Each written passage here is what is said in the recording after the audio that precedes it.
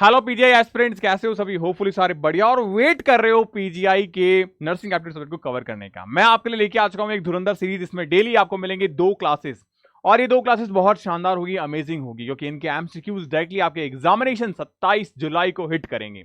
Most welcome है आपका PGI के इस नर्सिंग प्लेटफॉर्म के ऊपर। 25 क्वेश्चन डिस्कस करने वाला है। इसका टॉपिक हमारे पास होगा वैक्सीनेशन। वैक्सीनेशन को 2 पार्ट में डिवाइड कर दिया बिकॉज पीजीआई के अंदर नॉर्मल नर्सिंग एप्टीट्यूड क्वेश्चंस नहीं पूछे जाते हैं। यहां कुछ एंगेजिंग, कुछ इंफॉर्मेटिव और कुछ अपर लेवल के क्वेश्चन पूछे जाते हैं जो हमारे सिलेक्शन और हमारी रैंक को डिसाइड करेगा। मोस्ट वेलकम है आप सभी का। सबसे पहले इस क्लास की पीडीएफ आपको हमारे टेलीग्राम चैनल पे मिल जाएगी। नर्सिंग से रिलेटेड अपडेट आपको पीजीआई की जो है वो इस प्लेटफॉर्म पे मिल जाएगी, तो टेलीग्राम चैनल को जरूर से फॉलो करिएगा। यूट्यूब पे क्लास कर रहे हो तो इस क्लास की पीडीएफ भी आपको टेलीग्राम के ऊपर ही मिलेगी। आप चाहते हो अपने स्कोर को इस रेंज से इस रेंज की तरफ लेके जाना, यानी कि 40, 50, 60% आ रहे थे या आ रहे हैं उसको 90 तक ग्रो करना, तो आपके लिए मैं लेके आ चुका हूं एक प्रॉपरली बहुत बेहतरीन तरीके से संयोग बैच। इस बैच के अंदर आपको अभी जहां फोकस करना है वो है आपकी प्रॉपर एक टेस्ट सीरीज। इस टेस्ट सीरीज में सब कुछ मिल रहा है आपको। आपके 25 मॉक टेस्ट मिल रहे हैं जो आपके सिलेक्शन को एनहांस करेंगे।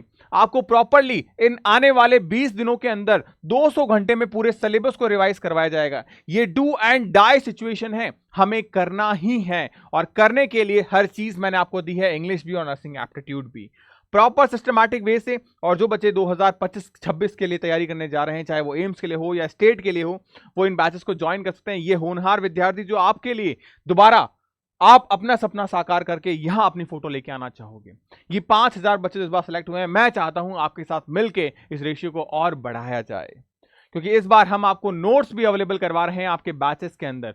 तो आप ज्वाइन कर सकते हैं अपने अकॉर्डिंग आपके बैचेस को और स्टार्ट कर सकते हैं अपनी जर्नी को। तो शुरू करेंगे सवालों के सिलसिले को। क्लासेस का टाइमिंग मैंने आपको बता ही रखा है, हर एक चीज प्रॉपरली। बाकी कोई दिक्कत हो, कॉल परेशानी हो, आप मुझे कॉल कर सकते हैं। तो स्टार्ट करेंगे क्वेश्चंस को। चलिए शुरू करते हैं।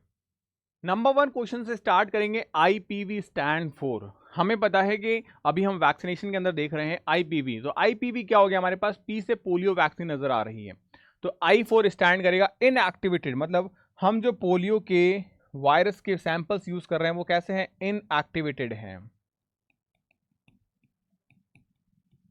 क्या है? इनएक्टिवेटेड हैं। तो इनएक्टिवेटेड पोलियो वैक्सीन, तो कहीं हमें दिख रहा है proper answer is the A, inactivated polio vaccine is the correct answer.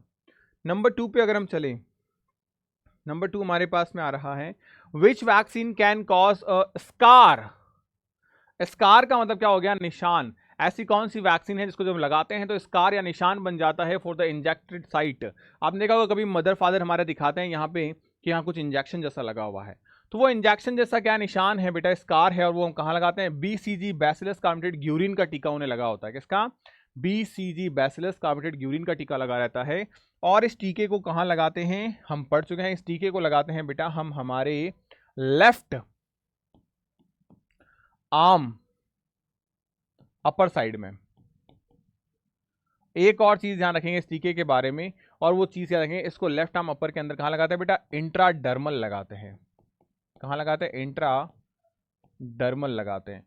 क्यों लगाते हैं इंट्राडर्मल? क्योंकि इसका ब्लड स्ट्रीम में जो प्रोसेस है वो कैसा होता है? स्लोएस्ट होता है। मतलब ये धीरे धीरे ब्लड स्ट्रीम में आनी चाहिए, आती नहीं है, चाहिए हमें, इसलिए इंट्राडर्मल लगाते हैं। डायरेक्टली चाहिए तो हमें इंट्रावेनम भी डाल सकते हैं, हमें धीरे धीरे चाहिए। ये क्या चाहिए? धीरे धीरे चाहिए, वक्त के साथ चाहिए। उसके बाद में question number 3, which is a conjugate vaccine. Conjugate vaccine, अभी कॉन्जुगेट वैक्सीन क्या होती है? हम बात कर रहे हैं कॉन्जुगेट के बारे में। कॉन्जुगेट का होता है जोड़ना, साथ में रखना चीजों को। तो कॉन्जुगेट वैक्सीन हम किसे कहेंगे बेटा? तो ध्यान रखिए, कॉन्जुगेट वैक्सीन में क्या होता है? जो एंटीजन और एंटीबॉडी है वो वीक होते हैं। जैसे अगर मैं बात करूं, हमारे पास में एंटीजन वीक है। एंटीजन क्या है? वीक है। तो अगर हमारे पास एंटीजन वीक है तो इस केस में हम क्या बात करते हैं कि वो एंटीजन वीक है, आरएनए जेनेटिक मटेरियल है, वो अपनी स्ट्रेन को बार बार चेंज कर रहा है, तो हम वैक्सीन बनाते हैं। हम वैक्सीन ऐसे तो नहीं रातों रात बन जाती है, वैक्सीन बनाने में टाइम समय लगता है। जब तक वैक्सीन बन के रेडी होती है वो बेचारा बदल जाता है, तो वैक्सीन उस पर काम ही नहीं करती। तो सेम केस देखने को मिलता है, इसको हम कहते हैं HIV के अंदर, यानी कि ह्यूमोफिलस इन्फ्लुएंजा टाइप बी। तो हीमोफिलस इन्फ्लुएंजा टाइप बी जो है, इसके अंदर क्या होता है कि जो एंटीजन है वो उसको प्रॉपरली अच्छे तरीके से जोड़ लेता है, पकड़ लेता है, जिससे क्या हो, बेहतरीन इम्यूनिटी हो। कौन? एंटीबॉडी जो है बेटा। कौन? अगर यहां पे हम बात करें, ये अपने आप को चेंज कर ले रहा है, अगर हमने यहां पे ढंग की अच्छे से प्रॉपरली सही समय पे, इसलिए बोलते हैं मेडिसिन हमें पूरी प्रॉपर लेनी चाहिए, एंटीबॉडी बना ली और ये एंटीबॉडी अगर इस एंटीजन से जुड़ गई तो इसका मतलब ये इतने अच्छे तरीके से जुड़ जाती है कि दोबारा कभी बीमारी नहीं होती। और इस पूरे प्रोसेस को हम क्या कहते हैं? कॉन्जुगेट वैक्सीन कहते हैं। ये वैसा ही प्रोसेस हम कहते हैं एंटीजन एंटीबॉडी रिएक्शन। क्या कहते हैं? Antigen antibody reaction. Next question number 4 हमारे पास, what is the route of rotavirus? Rotavirus का रूट क्या है? हमने बताया था रोटा वायरस कैसा है बेटा, हमारे पास में स्लो या स्लोवेस्ट। तो ध्यान रखना, रोटा वायरस जो है वो हमारे पास में थोड़ा सा फास्ट प्रोसेस होता है, बट हाँ ये स्लो से थोड़ा अच्छा होता है, स्लो से थोड़ा अच्छा होता है। इसका मतलब रोटा वायरस को हम किससे देते हैं बेटा? माउथ, मुंह से देते हैं। जैसे पोलियो भी देते हैं तो हम क्या बोल देते हैं? ओरल बोल देते हैं। क्या वर्ड बोलते हैं? ओरल। तो ध्यान रखना, यहाँ पे रोटा वायरस को किससे देते हैं? ओरल, यानी कि मुंह से दे देते हैं। क्या? ड्रॉप्स के फॉर्म में। किसके फॉर्म में? ड्रॉप्स के फॉर्म में इसको मुंह से दे देते हैं। नेक्स्ट अगर मैं बात करूं क्वेश्चन नंबर 5 के बारे में, विच वैक्सीन इज, यहाँ पे बोला गया है contraindicated in a pregnancy. Pregnancy के दौरान कौन सी वैक्सीन लेने से मना किया जाता है? बहुत ज्यादा प्यारा सवाल है ये, बहुत ज्यादा प्यारा सवाल है। क्यों मना किया जाता है? हो सकता है बेबी में डिफेक्ट हो जाए या फिर बेबी अबॉर्ट कर जाए। क्या कर जाए? अबॉर्ट कर जाए। तो वो होती है MMR, mumps measles and rubella. ये नहीं दी जाती है। याद रखो, मम्स मिजल्स एंड रुबेला ये टीका कब दिया जाता है? जब 9 मंथ का कौन हो जाता है? बेबी होता है। तो 9 मंथ बेबी पे दिया जाता है। सोचो, प्रेगनेंसी के 9 महीने बाद इसका टीका लगाते हैं बेबी को हम। तो मम्स मिजल्स रुबेला का 9 महीने बाद में, यानी ये कॉन्ट्राडिक्टिंग है, इसको नहीं लगाना चाहिए प्रेगनेंसी के दौरान, प्रेगनेंसी के दौरान। नेक्स्ट क्वेश्चन पे बात करें, क्वेश्चन नंबर 6 हमारे पास में, the first vaccine develop in the world was. पहली वैक्सीन जो डेवलप की गई थी बेटा वो कौन है हमारे पास में? स्मॉल पॉक्स की। और स्मॉल पॉक्स की वैक्सीन जो है वो किसने डेवलप की थी? एडवर्ड जेनर भाई साहब ने की थी। किसने? एडवर्ड जेनर भाई साहब ने। तो जो हमारे पास में एडवर्ड जेनर थे, एडवर्ड जेनर जो थे, उन्होंने क्या किया था? वैक्सीन डेवलप की थी। और इन्होंने अपने ही बच्चे पे, यानी इनका खुद का जो बेबी था उसी बेबी पे इन्होंने क्या किया था? वैक्सीन का एक्सपेरिमेंट किया और अपने बच्चे को ठीक कर लिया। और उस वक्त से इन्हें क्या कहा? फादर ऑफ वैक्सीनेशन कहा जाने लगा। तो एडवर्ड जेनर, स्मॉल पॉक्स का टीका दुनिया में सबसे पहले इन्वेंट हुआ था, इस बात को ध्यान रखेंगे। ये सारी प्यारी प्यारी चीजें हैं, ध्यान रखना। अगर मैं ईयर्स की बात करूं तो एडवर्ड जेनर आई थिंक 1796 के आसपास इन्होंने इस वैक्सीनेशन के दौरान टीके को तैयार किया था, स्मॉल पॉक्स को, जिसे WHO के हिसाब से 1980 के अंदर इस बीमारी को ही खत्म कर दिया गया। इस बीमारी को ही खत्म कर दिया गया। ये काट नहीं रहा हूं ना, ये सही है, ये सही है, दोनों अलग अलग चीजें। 1796 के अंदर क्या होता बेटा?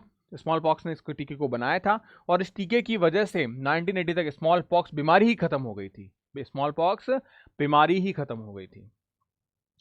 Question number 7, pentavalent vaccine protect against how many disease. Pentavalent जो वैक्सीन है, वैक्सीन जब हम देखते हैं तो उसमें एंटीबॉडी बनती है। एंटीबॉडी जब देखते हैं तो एंटीबॉडी में आपने कुछ स्ट्रक्चर्स देखे होंगे। क्या देखे होंगे? स्ट्रक्चर्स देखे होंगे।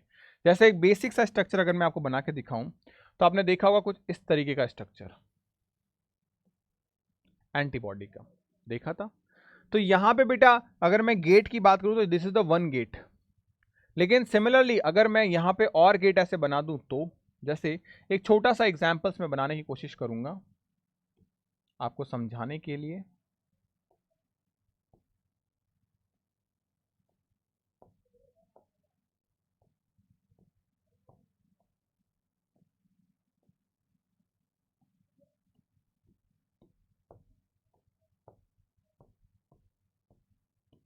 ये क्या है हमारे पास? पेंटावैलेंट वैक्सीन हो गई। लगभग दिख रहा है आपको? ये मैंने ऐसे 5 बना दिया, आपके सामने बनाया है मैंने। तो ये पेंटावैलेंट वैक्सीन है, किस किस चीज के लिए रोकती है? तो ध्यान रखना, यहां पे हमारे पास में एक टीका होता है, इसको कहते हैं DPT। क्या नाम है? DPT। Diphtheria, pertussis and tetanus. उसके बाद में एक और होती है, इसको हम बोलते हैं हेपेटाइटिस। हेपेटाइटिस में दो होता है, हेपेटाइटिस ए और हेपेटाइटिस बी। तो ये हेपेटाइटिस बी के लिए है, हेपेटाइटिस बी के लिए है। और एक अभी हमने ह्यूमन इंड्यूस हम बात करें तो हमारे पास में HIV के बारे में। तो ये 5 बीमारियां 1, 2, 3, 4 और 5, ये 5 बीमारियां हैं जिनके लिए पेंटावेलेंट वैक्सीन को यूज किया जाता है। किसको? पेंटावेलेंट वैक्सीन को यूज किया जाता है। क्या ये बात क्लियर है? बहुत प्यारे सवाल आ रहे हैं। नेक्स्ट क्वेश्चन पे बात करें, विच vaccine is given a nasal spray. Nasal spray मतलब स्प्रे करते हैं नाक के पास में, नाक के अंदर, नेजल पाथवे से। तो मुझे कोई चीज बताओ, नेजल स्प्रे का मतलब हो गया राइनो वायरस अफेक्ट करेगा अपर रेस्पिरेटरी ट्रैक को, यानी कि UTR को, अपर रेस्पिरेटरी ट्रैक। तो अपर रेस्पिरेटरी ट्रैक को अफेक्ट कर रहा है तो नेजल चैम्बर में स्प्रे करेंगे। तो वो कौन सा होता है बेटा? इन्फ्लुएंजा। कौन सा? इन्फ्लुएंजा वायरस, जो लगातार अपने आप को चेंज करता रहता है। आप देखते हो कई बार कुछ स्प्रे आते हैं जैसे नाक ठीक हो जाता है, वो यही है बेटा, बट ये कई बार एलर्जी कॉज भी कर देते हैं। फिर देखो, vaccine stimulate which part of the immune system. अब हमारे पास में इम्यून सिस्टम के लिए क्या होती है? T सेल होती है और एक हमारे पास में B सेल्स होती है। T सेल्स होती है और B सेल्स होती है। सेम यही अगर मैं बात करूं तो हमारी बॉडी में क्या होते हैं? पुलिस वाले, जो as a behave like a antibody. तो यहां पे जो एंटीबॉडी बनती है, एंटीबॉडी बनती है, ये एंटीबॉडी क्या होता है? ये एंटीबॉडी एक प्रोटीनियस पार्ट है। एंटीबॉडी कुछ नहीं, एक प्रोटीन है, ये प्रोटीन पार्ट है। ये प्रोटीन पार्ट लड़ता है किससे? दूसरे प्रोटीन पार्ट से, और उस दूसरे प्रोटीन पार्ट का नाम क्या होता है? एंटीजन। लेकिन यहां पे इसकी हेल्प करने के लिए पुलिस वाली आ जाती है, और उस पुलिस वाली का नाम क्या है? WBC, white blood cells. White blood cells जो क्या करती है? इसमें बहुत ज्यादा हेल्प करती है ताकि उस बीमारी के एंटीजेंस को मारा जा सके, स्प्रेड होने से रोका जा सके। नेक्स्ट क्वेश्चन नंबर 10 पे बात करते हैं, the vaccine use during dog bite. ऐसी वैक्सीन जो डॉग बाइट के दौरान यूज की जाती है, तो वो कौन सी है? तो हमें पता है कुत्ते के काटने से क्या हो जाता है? रेबीज हो जाता है। क्या हो जाता है? रेबीज। तो रेबीज वैक्सीन यूज करते हैं हम। इसमें होता क्या है बेटा? इस बीमारी के अंदर, रेबीज बीमारी के अंदर, हमें हाइड्रोफोबिया हो जाता है। हाइड्रोफोबिया हो जाता है। हाइड्रोफोबिया का मतलब क्या होता है? हाइड्रोफोबिया का मतलब पानी से डर, तो वो तो वैसे भी लगता है हमें, ऐसी बात नहीं है बेटा। हमें पानी की एक ड्रॉप से भी डर लगता है, और इतना डर लगता है कि वी कांट ड्रिंक, हम पानी पी तक नहीं सकते। इतना डर लगता है, पानी निगल नहीं सकते, इतना डर लगता है, और आदमी पागल हो जाता है। कई केसेस में देखने को मिलता है कि इंसान खत्म भी हो जाता है, मर जाता है।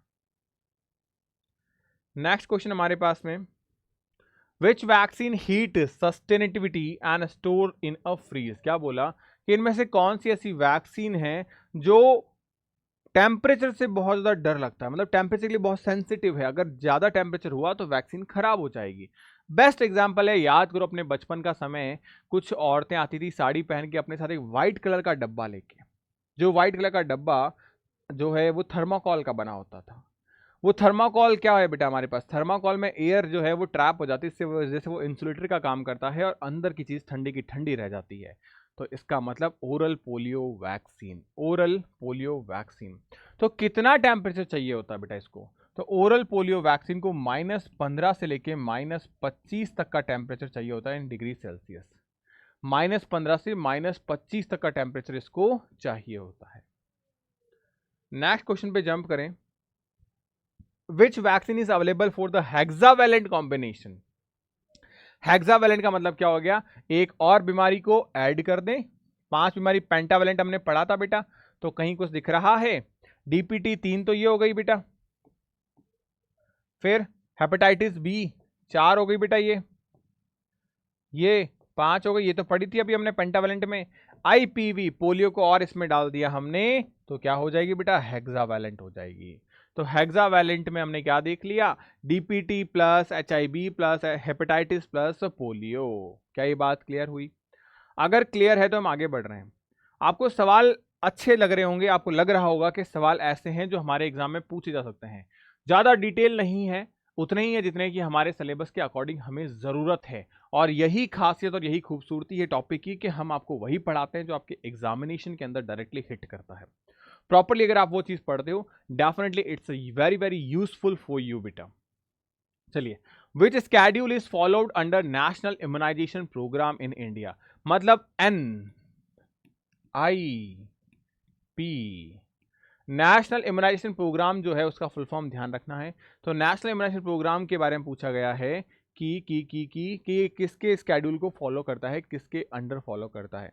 तो ध्यान रखना, नेशनल से ऊपर कौन आता है? नेशनल से ऊपर वर्ल्ड आता है, और वर्ल्ड को हम क्या लिखते हैं as compare to national? Universal लिखते हैं। तो यूनिवर्स, तो UIP यूनिवर्सल इम्यूनाइजेशन प्रोग्राम को फॉलो करता है। नेक्स्ट क्वेश्चन पे बात करें बेटा हमारे पास में, which vaccine protect against German measles? German measles के लिए कौन सी वैक्सीन है? तो हमें पता है भाई, हमारी वैक्सीन का नाम है MMR, mumps measles and rubella. Mumps measles and rubella, rubella word आ गया ना, तो मम्स मिजल्स एंड रुबेला तीनों की एक ही वैक्सीन है बेटा, तीनों की एक ही वैक्सीन है। तो मम्स मिजल्स एंड रुबेला, तो यहाँ पे मिजल्स कौन सा हो गया? जर्मन मिजल्स हो गया। कौन सा हो गया? जर्मन मिजल्स हो गया। क्लियर है? आगे बात करें बेटा, question number 15, which vitamin is often given the measles vaccine? कौन से वाइटामिन के साथ में आमतौर पर दिया जाता है जब हमें क्या हो? मिजल्स हो। तो कौन सा वाइटामिन ऐसा है? तो ध्यान रखना, विटामिन ए, विटामिन ए को दिया जाता है खसरे के टीके में, या मैं बात करूं मिजल्स के अंदर। किसके अंदर? मिजल्स के अंदर। क्यों? क्योंकि जो हमें मिजल्स के अंदर दिक्कत पैदा होती है वो विटामिन ए से काफ़ी हद तक कंट्रोल की जा सकती है। ये उसके मेडिसिनल के तौर पे यूज़ करते हैं, उससे हेल्प मिलती है, हमें कॉम्प्लिकेशंस को कम कर देता है। Question number 16, what is the dose of DDT in pregnancy? DDT की प्रेगनेंसी के दौरान, TT की प्रेगनेंसी के दौरान डोज क्या है? अगर आपसे कोई पूछ ले, थोड़ी देर पहले हमने बताया था कि प्रेगनेंसी के दौरान कौन सी डोज नहीं देनी चाहिए, तो हमने किसी के बारे में बताया था। आप मुझे कमेंट करके ज़रूर बताइएगा, आपको याद है क्या कि प्रेगनेंसी के दौरान कौन सी वैक्सीन से हमें क्या रहना चाहिए? दूर रहना चाहिए। हम क्या करते हैं? कॉन्ट्राडक्शन में रखते हैं उसको। Which is the dose of TT in a pregnancy? TT मतलब क्या हो गया बेटा हमारे पास? Tetanus toxoid. और टिटेनस टॉक्सॉइड वैक्सीन की कितनी खुराक देनी चाहिए, ये पूछा गया है। तो करेक्ट आंसर हमारे पास में 2 डोज देनी चाहिए इन 1 मंथ, 1 मंथ के अंदर 15-15 दिन से, टिटेनस से अगर हमको बचाना है। किसको बचाना है? ध्यान रखना, अब ये प्रेगनेंसी के दौरान दे रहे हैं ना, तो प्रेगनेंसी के दौरान मदर को भी और बेबी को, बदमाशों इन्फेंट को, बेबी को, चाइल्ड को नहीं बोलेंगे, क्योंकि वो माँ के पेट में है, वो माँ के पेट में है बेटा। क्या है? माँ के पेट में है। ऐसा है क्या? जूते पड़ेंगे। हमेशा टीके कब लगते हैं बेटा? टीके लगते हैं बेबी के डिलीवर होने के बाद, तो उसे इन्फेंट कहेंगे, ना बेबी कहेंगे ना चाइल्ड कहेंगे। इन्फेंट मतलब नया नया पैदा हुआ बच्चा, नया नया पैदा हुआ बच्चा, 3 महीने तक उसे इन्फेंट ही कहते हैं। कहाँ तक? 3 मंथ तक। वैक्सीन हाँ, preventable disease among a following is? Vaccine के बारे में बात किया गया कि इनमें से कौन सी ऐसी डिजीज है जिसको हम रोक सकते हैं, किससे? वैक्सीनेशन से। तो वो कौन सी है बेटा? हमें पता है मलेरिया नहीं है, प्लाज्मोडियम फैल्सीफेरम, डेंगू नहीं है, टाइफॉइड बैक्टीरियल है। तो कौन है बेटा हमारे पास? Tuberculosis, TB। याद करो, TB की वैक्सीन दी जाती है बैसिलस कार्मेटिड ग्यूरिन, BCG। कौन सा टीका दिया जाता है बेटा? BCG का टीका दिया जाता है, BCG का टीका दिया जाता है, बैसिलस कार्मेटिड ग्यूरिन। याद करो, इसके बारे में 2-3 बातें और बता रखी है। कहाँ लगाते हैं इसको? LEFT, लेफ्ट अपर आर्म के अंदर, left upper arm, left upper arm के अंदर लगाते हैं। क्या बात ध्यान रहेगी? आगे बात करें नेक्स्ट क्वेश्चन पे। The time interval between 2 vaccine dose is known as? अब बेटा ये आइडियल डोज बोला गया है कि अगर 2 वैक्सीन के बीच का वो समय जब हम उसे लगाते हैं तो कितना गैप रखते हैं, उस गैप को हम क्या कहते हैं? तो सीधी बात है, इंटरवल होता है हर गैप का, 2 डोज के बीच का gap, dose interval. Basic question था ये। नेक्स्ट क्वेश्चन हमारे पास में है, what is the mode of action of vaccination. Vaccination करने का जो एक्शन होता है उस मेथड को क्या कहते हैं। तो मेथड क्या होगा बेटा, प्रोसेस होगा। वो मेथड क्या होगा, प्रोसेस होगा। प्रोसेस में क्या होगा बेटा, एंटीबॉडी बनेगी। तो एंटीबॉडी ही तो क्या करेगी बेटा, इम्यून सिस्टम को बनाएगी। किसको बनाएगी, इम्यून सिस्टम को बनाएगी। और ये इम्यून सिस्टम क्या करेगा, जो हमारे पास में पैथोजन था जिसने क्या बनाया था, एंटीजन लेके आया था, उस एंटीजन को ये एंटीबॉडी डिस्ट्रॉय कर देगी और हम ताकत बन जाएंगे। और जब ताकत बन जाएंगे तो हम कह देंगे इम्यून सिस्टम हमारा स्ट्रांग है। क्या है, स्ट्रांग है। क्या ये बात क्लियर है। अगर ये बात क्लियर है तो हम आगे बढ़ते हैं। Which unit of health center manage vaccine logistic। Logistic का मतलब क्या होता है, लाना, ले जाना, संभालना। लाना, ले जाना, संभालना। तो यही बोला गया है कि कौन सी हेल्थ सेंटर की यूनिट इस काम के अंदर जिम्मेदार होती है। तो अभी हमने देखा था वैक्सीन की कोल्ड चेन देखी थी हमने। क्या देखी थी, कोल्ड चेन देखी थी वैक्सीन की। तो वैक्सीन की जो कोल्ड चेन होती है वो क्या करती है, उन्हीं का काम होता है VCCH। मैं एग्जाम्पल मुझे याद आ रहा है, एक मूवी आपने देखी होगी शायद, उस मूवी का नाम है दुपहिया। वेब सीरीज है आई थिंक, दुपहिया। तो दुपहिया के अंदर एक इंसिडेंट बनता है जहाँ पे वो एक पर्सन, जो एक लेडी होती है जो ANM होती है, उनका बच्चा जो है वो वैक्सीन देता है, लेके आता है। उनको देने के लिए एक आदमी आता है बाहर सेंटर से। तो वहाँ पे वो जो काम है वो किनका है बेटा, वैक्सीन कोल्ड चेन हैंडलर का है, यानी VCCH का है। उसके बाद में question number 21, rubella infection during pregnancy can cause. अब रुबेला जो है वो अगर प्रेगनेंसी के दौरान इन्फेक्शन हो गया है तो वो क्या करेगी। तो सीधी बात है, अगर रुबेला प्रेगनेंसी के दौरान हो गया है तो उनके बेबी में भी होगा। और बेबी में होगा तो ऐसी, भाई रुबेला इज अ बीमारी, ऐसी बीमारियां जो जनरेशन टू जनरेशन जा रही है उसे क्या कह दिया मैंने, कॉन्जेनाइटल कह दिया। क्या कह दिया, कॉन्जेनाइटल। तो कॉन्जेनाइटल रुबेला सिम्टम। क्यों, क्योंकि इनकी जो एंटीजन होती है, रुबेला की एंटीजन जो है वो प्लेसेंटा को पार करके, वो प्लेसेंटा को क्रॉस करके कहां चली जाएगी, वो क्रॉस करके इन्फेंट के अंदर चली जाएगी। सॉरी, इन्फेंट नहीं, एम्ब्रियो के अंदर चली जाएगी। कहां चली जाएगी, एम्ब्रियो के अंदर चली जाएगी। इन्फेंट तो तब बोलेंगे जब वो हम गैस्ट्रेशन पीरियड से बाहर आ जाएं। नेक्स्ट हमारे पास में, how many doses of hepatitis B vaccine are recommended. कितनी हेपेटाइटिस बी की वैक्सीन देनी चाहिए। देखो बेटा, हेपेटाइटिस बी के बारे में अगर हम बात करें तो इसकी वैक्सीन को कब दिया जाता है, कैसे दिया जाता है, तो बात करें इसकी डोज कितनी होती है। हेपेटाइटिस की 3 डोज इसको दी जाती है। किसको, बेबी को दी जाती है। अब ये कब कब दी जाती है बेटा, एक दी जाती है जैसे ही बेबी डिलीवर हुआ बेबी कितने मंथ का है, 0 मंथ का है, तब दे दी। एक कब दिया था बेटा, जब बेबी 1 महीने का हो गया तब दे दी। दूसरा कब दिया था बेटा, जब बेबी 6 महीने का है तब दे दी। तो 0 मंथ,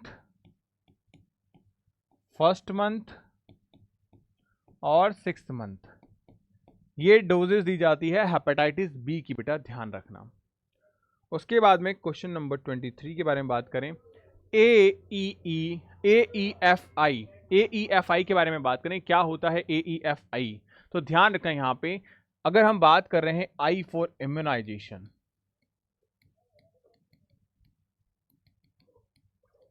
इम्यूनाइजेशन हम बात इम्यूनिटी की कर रहे हैं फिलहाल। तो इम्यूनिटी की बात करें यहां पे A4 आ जाएगा हमारे पास में। क्या कर रहे हैं, एडवर्स। क्यों, क्योंकि हमारे पास में कुछ ऐसी टर्म्स आ रही है AEFI। तो एडवर्स इवेंट, हम कोई इवेंट, घटना घटित हुई जो फॉलो कर रही है किसको, इम्यूनाइजेशन को।